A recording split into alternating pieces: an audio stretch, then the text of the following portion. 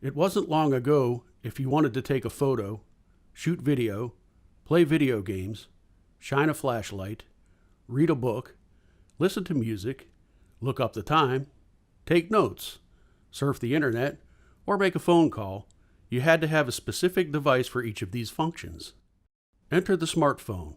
Now you can do all of these things on one single device that can fit in your purse or pocket.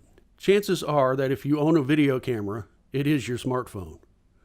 Most standard smartphones have the capability of recording 1920 by 1080 high-definition video. Unfortunately, not everyone has experience operating a video camera. This video will provide you with some tips and hints for capturing great video with your smartphone. Rule number 1 for shooting video with a smartphone is to hold the phone horizontally, not vertically. Movie screens, televisions, computers, online video streaming sites, and most other modern screens have a 16:9 aspect ratio.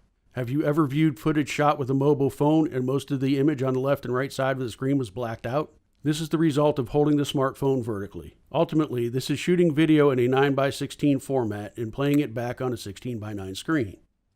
You always want your video to fill the screen while shooting, and this begins with holding the camera correctly. The next tip is to ensure that you have appropriate lighting. While smartphones can capture excellent video, they typically do not perform well in poorly lit areas. If you notice that your image looks grainy, it is most likely due to poor lighting. If you are filming indoors in a dimly lit room, be sure to add some additional lighting to ensure that you capture clear video images. If shooting during the daytime, start by opening the window shades and letting the sunlight in. If shooting at night, turn on light fixtures in the space. If it's still too dark, bring in additional lights from another room. You may also borrow a light kit from the SPC Seminole campus. Shooting outdoors in the sun surely produces plenty of light for your camera, but the sun can also create some lighting complications. Depending on the time of day you are filming, you may encounter very harsh and undesirable shadows cast on your actors. You can use reflectors to redirect the sunlight, scrim to diffuse it, or flags to block the sun to get the look that you want. If you do not have access to these materials, shooting on an overcast day is an option.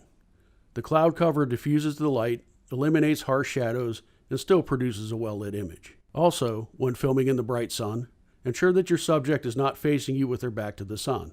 This will cause your subject to appear as a silhouette. If you do not desire a silhouette, simply change positions and stand with your back against the sun and your subject facing the sun. You will notice that your subject is now fully lit. Avoid shooting in front of windows, as you may end up seeing a reflection of yourself in the shot. Unfortunately, we can't control the weather. The best option is to do a location scout ahead of time to find an outdoor space with trees, buildings, awnings, etc.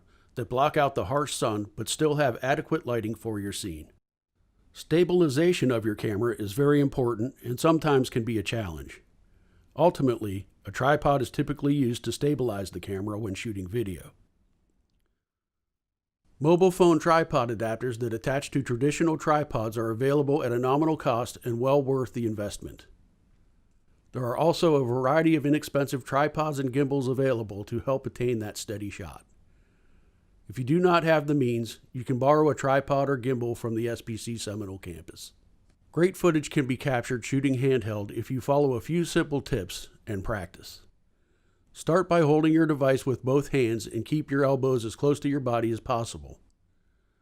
If you want to pan left or right, turn your body at the hips instead of moving your arms.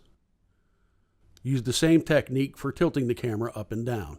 If you want to move the camera to follow your subject, it's best to walk backwards. The toe-to-heel action creates less bounce than walking heel to toe. This will not produce a perfectly stable shot, but it will allow you to create video footage that will not give your audience vertigo. Zooming is a function that is available on most smartphones. It can be used when you are attempting to get a close-up shot of your subject. The problem with most mobile phones is that they use a digital zoom instead of an optical zoom. Digital zoom by nature crops and lowers the resolution of the image and can cause a grainy image. Instead of zooming, it's best to move closer to your subject. This will allow you to maintain the highest image resolution and the sharpest focus on your subject. Audio capturing is another concern when filming with a smartphone. Smartphones have omnidirectional microphones, so they will not only pick up the audio from your subjects, but everything around the device as well. Wind, people talking, dogs barking, air conditioners humming, and any other stray noise will likely be picked up while recording. Also, very loud sounds tend to distort the audio on a smartphone. Again, doing some good location scouting to find a reasonably quiet indoor or outdoor environment is your best remedy if the audio recording is a crucial element of your scene. Look for a quiet room inside or a nice open space away from highways and areas where there are a lot of people. Take plenty of test shots when scouting your locations. If you are concerned about the video or audio quality of a location, find a new location and take some more test shots. Continue this process until you find a location that best suits your needs.